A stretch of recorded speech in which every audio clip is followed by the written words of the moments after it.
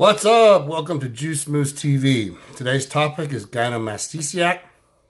It's a question I get a lot of and have been for many years. The size of my head. My God. And the light. I should have wore a hat. Anyway, I had the light like right above me. I probably should have it over here more. Over here, you know. Then I'd have shadows over here, so fuck, whatever. Anyway, let's get back to the topic. As an older guy in the gym, I got this question quite a bit.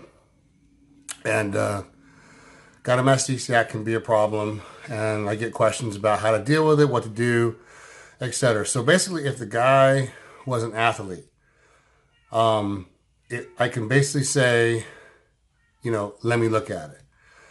And they'd, pull their stringer over, pull their tank top over, and I'd look at it. Now, depending on the athlete, if it was just a naturally lean guy or a smaller guy, then you could tell pretty easily, yeah, that's a gynecomastia lump. Let's just call it gyno, okay, for the gym rats. I could kind of like look at it, just looking at it visually and say, yeah, that looks like gynecomastia, that looks like gyno. And then I would have them stick their finger inside the nipple, under the nipple and feel it. And I'd say, what do you feel? Does it hurt when you push? Is that a yes or no? Do you feel a lump or a large mass, kind of like a breast exam? And they would check both of them for me, so they could pull their tank top over and look at it, because I don't want to touch their titties. That's gay. Anyway, so that's the first guy that I could, from there on direct which direction to go. The second guy is a lot harder. The second guy, if it's an athlete, or maybe it's just a gym guy, a regular gym guy. If it's an athlete, it's a little, sorry, my tongue's all tired today. If it's an athlete that carries a lot of extra water and body fat, this becomes much more difficult. If it's just a regular gym rat, it also is a little more difficult. And what I mean is this. I can look at the tit and I can't tell because it's water and fat. And a lot of times, when I tell them to do this examination, they go, well, no, I don't really feel anything, but look, it looks terrible. And then I have to tell them the truth. It's like, you're just fucking fat. You're a fat fuck.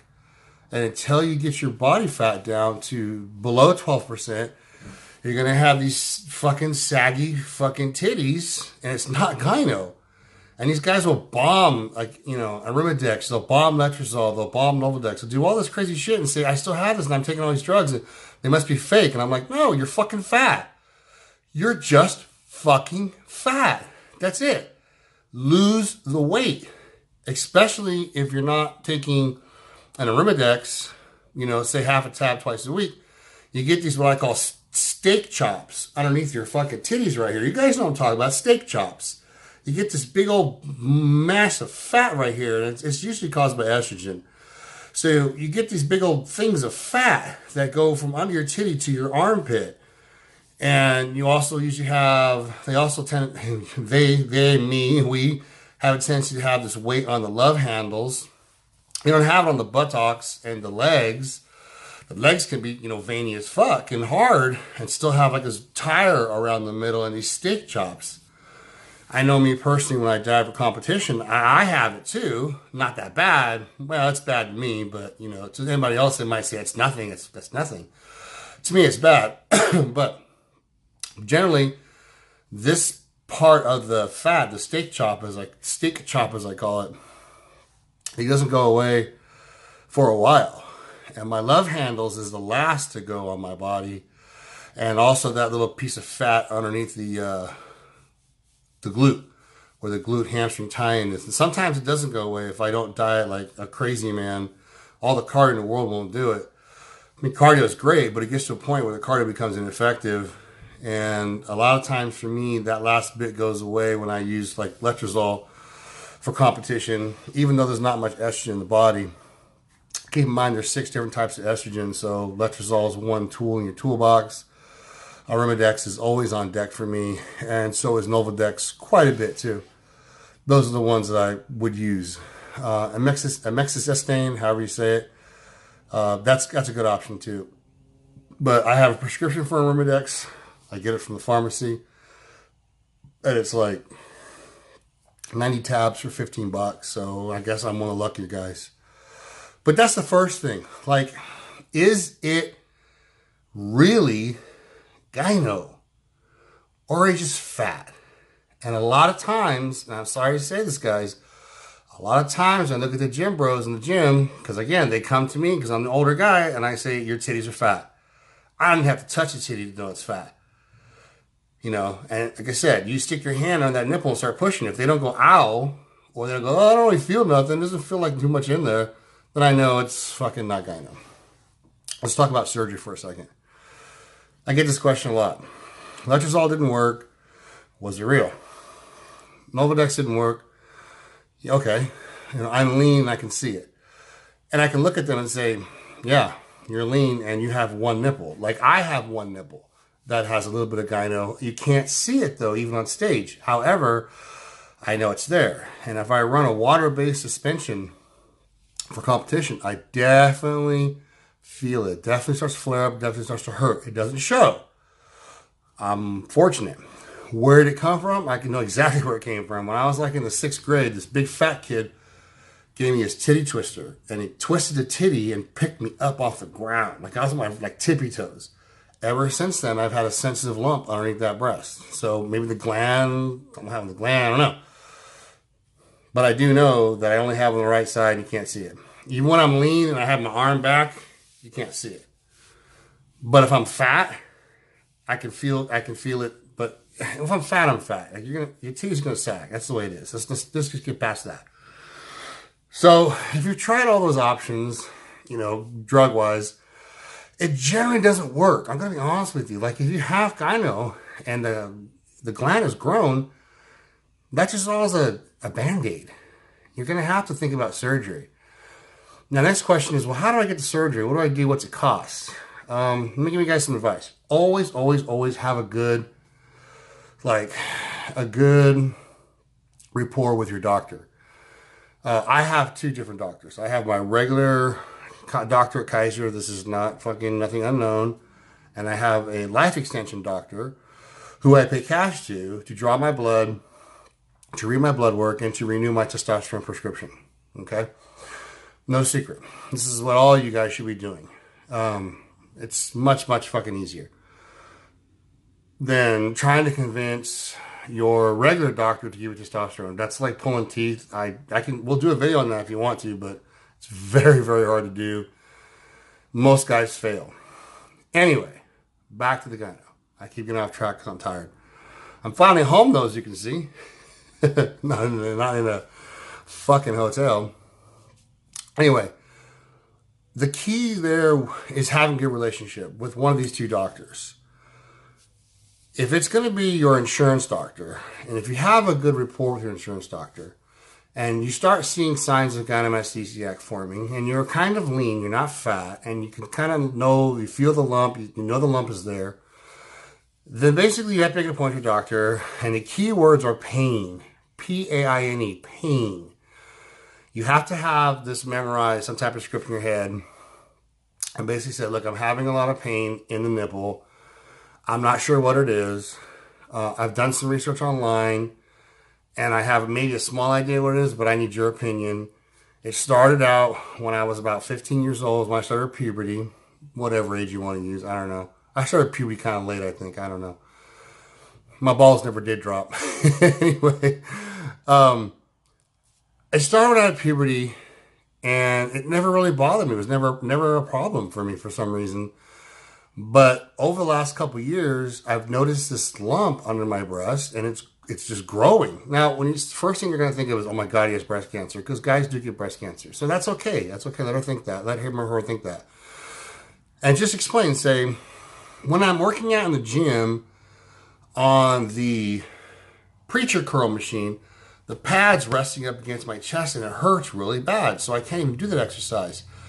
And that's how it started. But over the years now, it's gotten to the point when I pick up my child, or my child hits it, or when I'm holding her, it hurts. It's very painful. If my wife hugs me too tight or puts her head against my chest, it hurts.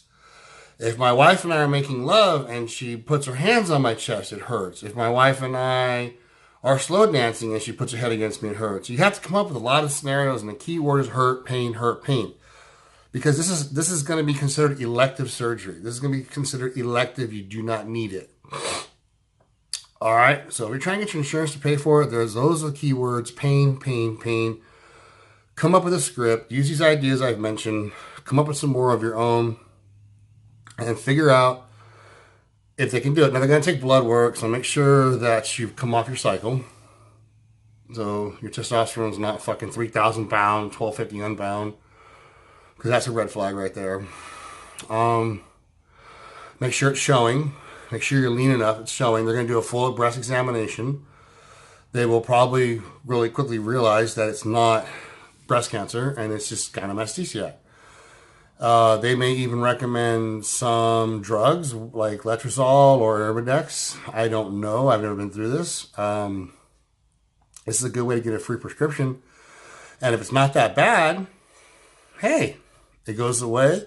You take half a tab of Herbidex twice a week and the gyno problem goes away, then problem solved. It's still a Band-Aid. At the end of the day, it's still a Band-Aid. But I'm talking about for people that it shows on. If it shows and it's really bad, and you guys see some guys on Instagram that's really, really bad on, I call them nuclear nips. But then you need the surgery. Again, it's usually elective, but we're using the word pain, pain, pain. It hurts when I do this, hurts when I do that, hurts when I hold my kid, hurts when my wife, hurts when she smacks me in the face. No, just kidding. It hurts when she's on top riding me. Whatever you want to tell a doctor. Then from there, here's the next problem. They're going to probably either they're going to outsource you to an orthopedic surgeon or a plastic surgeon or something of that nature. Here's the problem, though. It's very, very difficult to find a doctor who's done more than 10 of these in his whole career. It's just not something that's done. Like, bodybuilding is still pretty subculture. I mean, even though the gyms are packed with people, not everybody has this problem. So here's the next situation. Do you trust a doctor who's only done 2 in the last 10 years? I mean, I don't. I mean, do you go to a doctor who's done, I don't know, who's done thousands of breast implants, but not done a gynecomastia surgery, a gyno surgery? Do you pay out of your pocket $8,000 and go see Dave Palumbo's guy in New York? The guy does $10,000 a year. But that's $8,000. And you're trying to get your insurance company to pay for it, and they're not gonna pay for that doctor. So these are things you have to think about. You have a very, very difficult time finding someone who's done more than 10 in his lifetime. It's just the way it is. So here comes the next problem. Do they say we're going to use liposuction? It means the gland's still there. It's going to grow back. Do you have the gland removed? Now we're back to, is it going to be a hack job like Craig Goliath's, where your nipples now have no support and they fall in?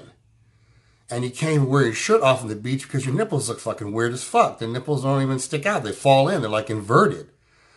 And that's a bad hack job by someone who took too much out. He took the gland out and a bunch of other, fatty tissue there and fucked it all up. You can't fix that.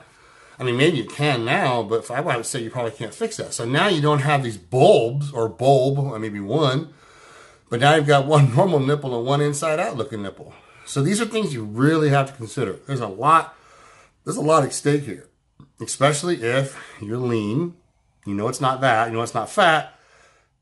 You've taken letrozole. You've taken Herbidex, exemestane. I can't say that fucking word. I don't know why. A lot of words I can't say. But you've done all this stuff, and it maybe improves it, but it's still there. It still hurts. It still keeps coming back. And surgery's your only option. But, I mean, I'm going to lean towards spend $8,000 and see the doctor in New York. Dave Palumbo's guy.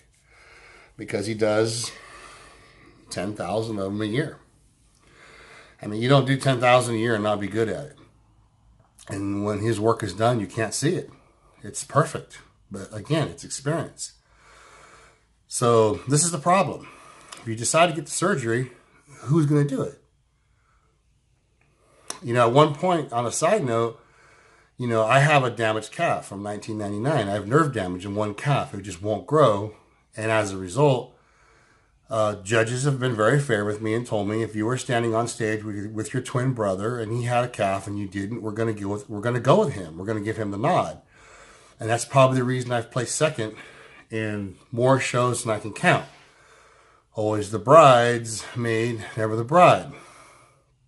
But now I'm missing part of my dell. So it's even fucking worse. So I looked at, at one point when the delt was still there and I was still competing every couple of years, every year, I thought about, well, why can't you get a calf implant? What can it cost, And it wasn't that it's super expensive, it's under $8,000. It's about like $4,000. But I couldn't find a doctor who's done more than one or two in his life. We're talking about my calf here. I don't want it looking stupid or too high or too low or square or whatever. I went to Beverly Hills. Could not find a doctor. I went online, started doing research, sending out emails. Every single one of them was, yeah, our doctor can do it. He's only done 5 in the last 10 years. He's done 2 in the last 10 years. He's done, 7 in his whole life, his whole 25 years of career. And they send me pictures, but they're not, what the fuck are their pictures? I don't give a fuck about them. I give a fuck about me. It's the same thing with, breast augmentation. Girls don't go to some hack job doctor who's only done 1 or 2, although some do go to Mexico, which is fucking stupid. But for the most part, like, strippers all have doctors that they refer, and you can see the work. Like, they show each other, look at the work, you know what I mean? This is my before, this is my after. And the guy's doing, 10, 15 tits a week. I mean, he's got to be pretty good after a while. Unfortunately, gyno surgery is not that way. You're going to have a very hard time finding a doctor in your Kaiser system or your Aflac or whatever fucking insurance, your Obama insurance. Whatever it is, you're going to have a very hard time finding a doctor who's done enough of them to make you feel confident about doing it. But what do you do? Again, if you're in a situation where chemicals help, the Arimidex especially, then your life extension doctor will be more than happy to write your prescription. Hopefully your insurance company picks it up. And, if you got to use cash, you better use that Good RX app. Which is what I also use for my testosterone. Download the Good RX app, and I think Costco's $63 for testosterone, generic. It's not Upjohn, it's not Watson, but still good testosterone. I pay $43 at Rite Aid. CVS and Walmart are really close to that. Without the Good RX app, I walked in and said I want a bottle of testosterone. It would probably be, Watson or Upjohn's going to be about $120. Letrozole, I have no idea what that's going to be cash. Probably pretty expensive. Or Arimidex, excuse me. But again, it all comes down to your insurance. It all comes down to your friendliness with your doctor. It all comes down to, even if it's your cash doctor making recommendations to surgery and getting your insurance to pay for it. And even if you get past that hurdle, which is a big one, it's fucking not easy to find an insurance company that'll cover that insurance. That's why the key words there is, patient is in a lot of pain. And he's had it since puberty, but it's gotten worse. I can tell you right now, if you find the insurance will do it, fuck yeah. But now you got a second problem. How do you find a doctor who's done more than 10 in his lifetime? Anyway, I hope this information was helpful. Sorry about the really weird lighting here today.